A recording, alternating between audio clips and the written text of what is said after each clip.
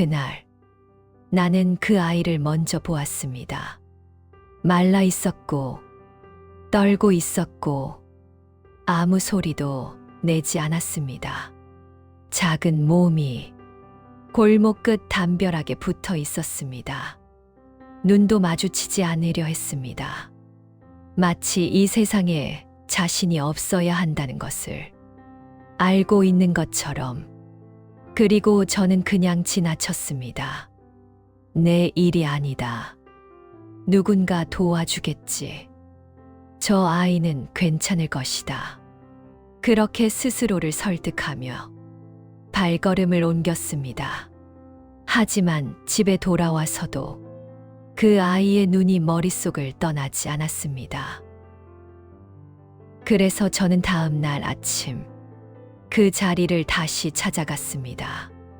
그리고 그 선택은 제 인생을 바꿔놓았습니다. 그 무렵 아내를 떠나보낸 지 3달이 막 지났습니다. 42년을 함께 살았습니다. 42년이라는 시간이 어떤 건지 겪어보지 않은 사람은 모릅니다. 그것은 단순히 긴 시간이 아닙니다.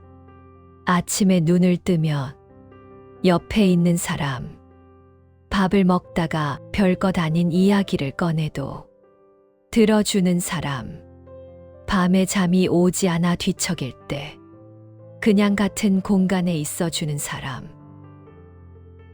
그런 사람이 어느 날 갑자기 없어졌습니다. 처음에는 실감이 나지 않았습니다. 장례를 치르고 조문객을 맞고 음식을 나눠 먹고 모든 것이 끝난 뒤에도 아내가 잠깐 어딘가에 다녀오는 것 같았습니다. 곧 돌아올 것 같았습니다.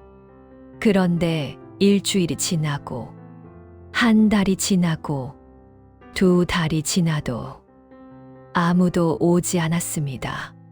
가장 힘든 건 거창한 것들이 아니었습니다.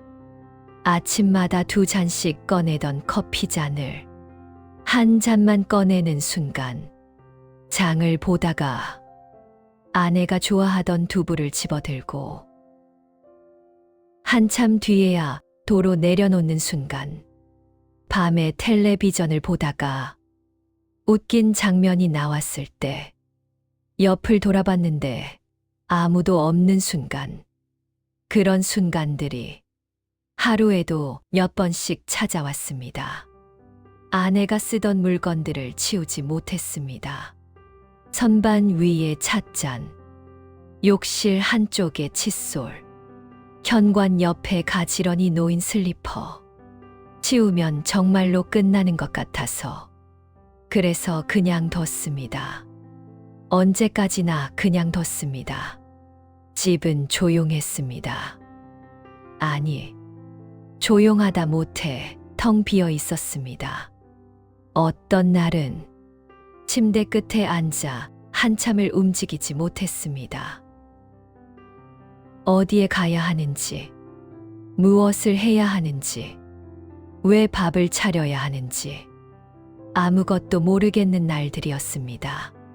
자식들은 가끔 전화를 했습니다. 아버지, 밥은 드셨어요? 몸은 좀 어떠세요? 짧은 안부. 저도 괜찮다고 했습니다. 괜찮지 않은데 괜찮다고 했습니다. 아이들에게 걱정을 끼치고 싶지 않았습니다. 아니, 사실은 제 상태를 말로 설명할 자신이 없었습니다. 누군가 나를 필요로 한다는 것이 두려웠습니다. 내게 남은 것이 없을까 봐. 내가 더 이상 누군가에게 아무런 의미가 없을까 봐. 그래서 그 아이를 보았을 때 저는 모른 척 했습니다. 그날 밤 눈이 내렸습니다. 창가에 서서 바라보면 참 조용하고 예쁜 눈이었습니다. 아내가 살아있을 때 눈이 오면 꼭 하던 말이 있었습니다. 여보, 내년에는 눈 오는 날 강원도 한 번 가요. 매년 그 말을 했습니다. 매년 저는 바쁘다고 했습니다. 그리고 결국 한 번도 가지 못했습니다. 창가에 서서 그 생각을 했습니다. 하지만 밖에서는 버텨야 하는 눈이었습니다. 그 아이가 떠올랐습니다. 코트를 입었습니다. 현관문 손잡이를 잡았습니다. 차가운 금속의 감촉이 손에 닿았습니다. 잠시 그렇게 서 있었습니다. 문을 열면 되는 일이었습니다. 그냥 열면 됐습니다. 그런데 손이 움직이지 않았습니다. 머릿속에서 목소리들이 들렸습니다. 67의 개를 키운다고. 허리도 안 좋은데 얼마나 살겠다고. 그 아이가 나보다 더 오래 살면 어쩔 건데. 슬픔은 그렇게 사람을 붙잡습니다. 발을 내딛지 못하게, 손을 내밀지 못하게, 한 발짝도 나아가지 못하게. 넌 아무것도 할 수 없어. 이제 너한테는 남은 게 없어. 나가봤자 뭐가 달라지겠어. 그렇게 속삭입니다. 그리고 코트를 다시 벗었습니다. 소파에 앉았습니다. 꺼진 텔레비전 화면이 보였습니다. 그 안에 비친 제 얼굴이 낯설었습니다. 언제부터인가 거울을 잘 보지 않게 됐습니다. 아내가 없으니 잘 보이고 싶은 사람도 없었습니다. 창밖의 눈은 계속 내렸습니다. 쌓였습니다. 소리 없이 쌓였습니다. 그날 밤, 저는 아무것도 하지 않았습니다. 그리고 그것도 하나의 선택이었습니다. 다음 날 아침, 약국에 간다는 핑계를 대고 그 길을 다시 지났습니다. 걸음이 저절로 느려졌습니다. 골목 모퉁이를 돌았을 때 그 아이는 여전히 거기에 있었습니다. 밤새 쌓인 눈이 등 위에 얹혀 있었고 몸을 최대한 웅크리고 있었습니다. 순간 숨을 쉬지 않는 줄 알았습니다. 가슴이 덜컥 내려앉았습니다. 그때 작게, 아주 작게 숨을 내쉬는 모습이 보였습니다. 살아 있었습니다. 그 아이는 저를 기다리고 있었습니다. 차를 세웠습니다. 67살. 허리도 좋지 않고 혼자 사는 처지. 내가 이 아이를 정말 책임질 수 있을까? 그때 떠오른 말이 있었습니다. 아내가 자주 하던 말. 아무것도 하지 않는 것도 선택이야. 저는 차 문을 열었습니다. 천천히 다가갔습니다. 손을 내밀었습니다. 괜찮다. 그 아이는 도망가지 않았습니다. 그 순간 이미 답은 정해져 있었습니다. 차 뒷좌석에 태웠습니다. 처음에는 구석에 몸을 붙이고 떨었습니다. 동물병원 문을 열고 들어서자 젊은 수의사 선생님이 물었습니다. 어디서 데려오셨어요? 골목에서요. 이름은요? 아직 없습니다. 선생님이 청진기를 댔습니다. 영양 상태가 많이 안 좋네요. 저체온도 있고요. 오늘 좀 더 늦게 오셨더라면 위험했을 수도 있었어요. 그 말을 듣는데 손이 떨렸습니다. 어젯밤 코트를 벗었던 제가 떠올랐습니다. 많이 기다렸겠네요. 이 아이. 수의사 선생님이 혼잣말처럼 했습니다. 저는 아무 말도 하지 못했습니다. 주사를 맞는 동안 그 아이는 소리를 내지 않았습니다. 그저 저를 바라봤습니다. 처음으로 그 아이와 눈이 마주쳤습니다. 검고 조용한 눈이었습니다. 원망도 기대도 아니었습니다. 그냥 보고 있었습니다. 집으로 돌아오는 차 안에서 그 아이는 처음으로 제 쪽으로 조금 다가왔습니다.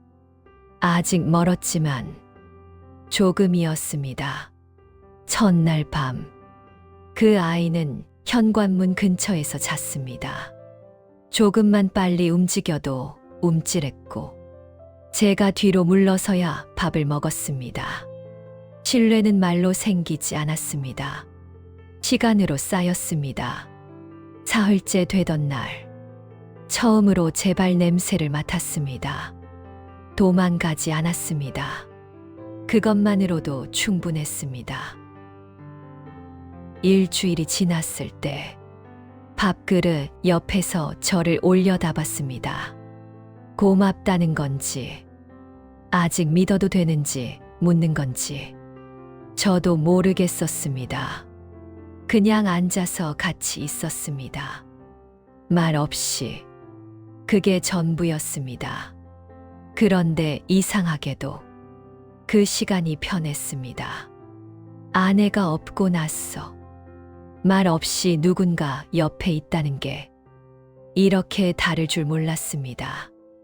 열흘쯤 지났을 때 처음으로 꼬리를 흔들었습니다. 그 순간 저도 모르게 웃었습니다. 아내를 보낸 뒤로 처음 웃은 날이었습니다. 그리고 그날 저녁, 처음으로 제대로 밥을 차렸습니다. 된장찌개를 끓였습니다. 혼자 먹는 밥이었지만 누군가 옆에 있었습니다. 그 아이는 부엌 입구에 앉았어 저를 바라봤습니다. 그것만으로 밥상이 달라 보였습니다. 매일 아침 복도에서 저를 기다렸습니다. 제가 화장실에서 나오면 꼬리를 흔들었습니다. 제가 외출하려 하면 현관까지 따라왔습니다. 제가 돌아오면 문 앞에 있었습니다. 늘 거기에 있었습니다. 그 집은 다시 집이 되었습니다. 시끄러워서가 아니라 누군가 저를 기다리고 있었기 때문입니다. 오랜만에 제가 필요한 사람처럼 느껴졌습니다. 이름을 지어줬습니다. 노벰버, 눈 내리던 11번째 달에 왔으니까 그 이름을 부르면 귀를 쫑긋 세웠습니다. 노벰버.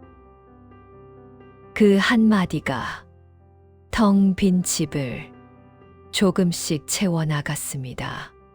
그리고 3주 뒤, 사실 그 며칠 전부터 몸이 좋지 않았습니다. 어지러웠습니다. 아침에 일어날 때마다 잠깐씩 눈앞이 흐려졌습니다. 하지만 대수롭지 않게 여겼습니다. 나이가 드니 의뢰 그런 것이겠지. 조금 쉬면 나아지겠지. 혼자 사는 사람은 스스로를 돌보는 일에 둔해집니다. 아파도 말할 사람이 없으면 아픈 것도 어느새 그냥 무시하게 됩니다.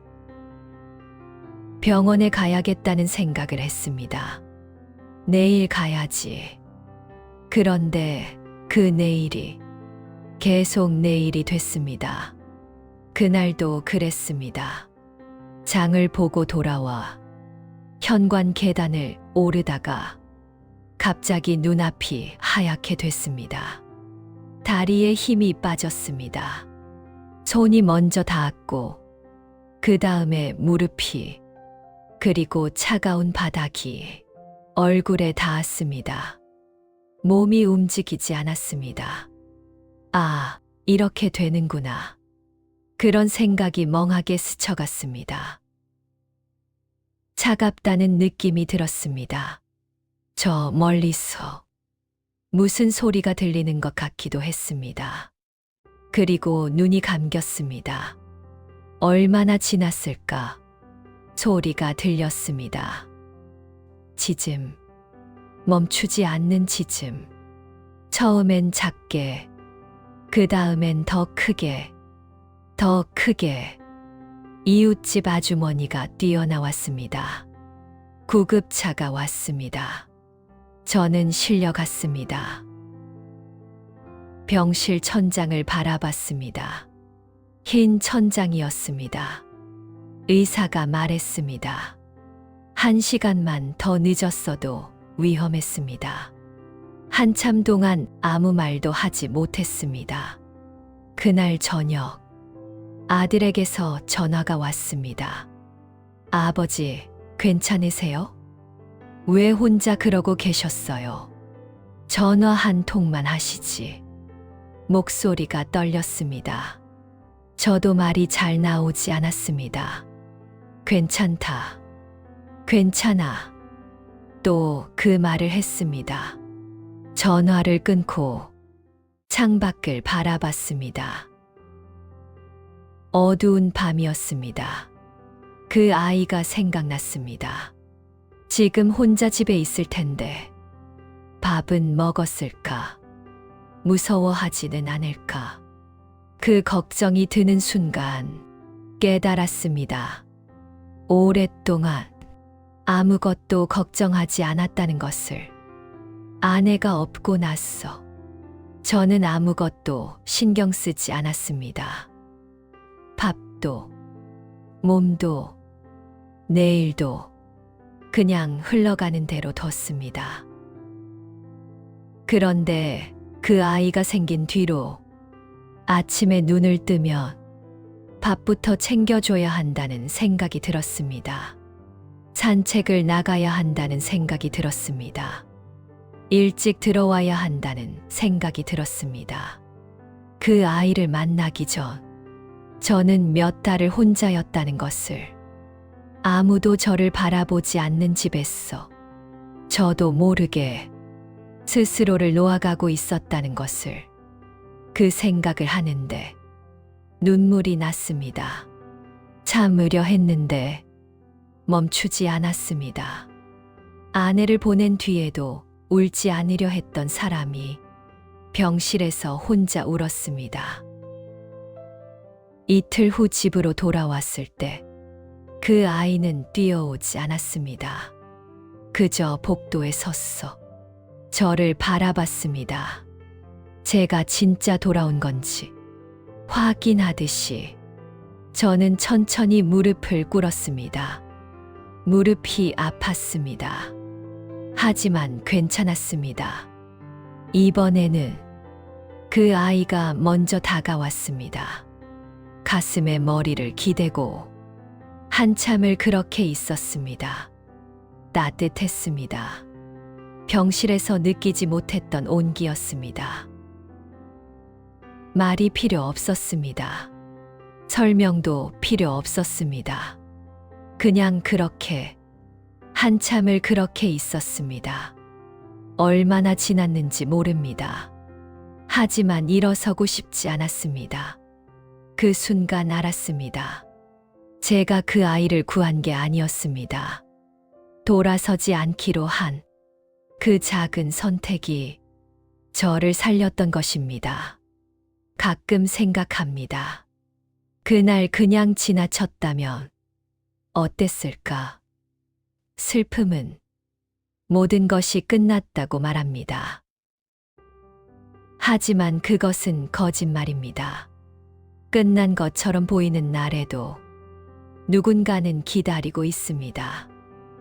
때로는 누군가를 지키는 일이 스스로를 지키는 일이 됩니다. 그 아이의 이름은 노벰버입니다. 눈 내리던 11번째 달에 제가 처음으로 돌아서지 않았던 날, 제게 온 이름입니다.